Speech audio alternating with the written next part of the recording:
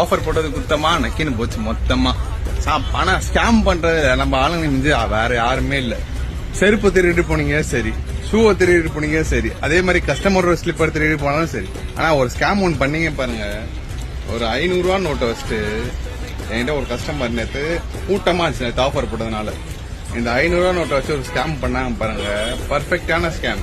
இதை சுருட்டி மடிச்சு குத்தாரு. ஆனா இது நான் உள்ள போட்டேன். இன்னைக்கு காலைல ரியலைஸ் பண்ணி பார்க்கும்போது தான் இது 500 ரூபா நோட்டு என்ன நோட்டு உங்க வீடியோல காமிக்கிறேன். 500 ரூபா பாக்குறதுக்கு பக்காவா தெளிவா இருக்குதா? ஆனா இந்த நோட்ல பக்காவா ஸ்கேம் பண்ணிருக்காங்க. டபுள் லேயர் நோட்டு இது. Actually 2 layer note. இது பார்த்தா தெரியும்னு நினைக்கிறேன். தெரியுதா? Double layer note. 2 நோட்டை ஜெராக்ஸ் அடிச்சு முன்ன பின்ன ஜெராக்ஸ் அடிச்சு கரெக்டா நடுவுல லேபிள் வச்சு பர்ஃபெக்டா ஸ்கேம் பண்றாங்க நம்ம ஊர்ல.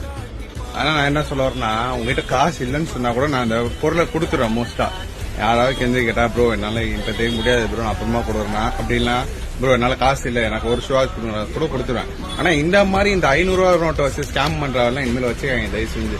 நாங்களே 50 ரூபான்னு 1 ரூபாய்க்கு வியாபாரம் பண்ணிட்டு போறவங்க மோஸ்டா. அவ்வளவுதான் எங்க லாபம். அவ்வளவுதான் அதுல பொறுத்த வரைக்கும்.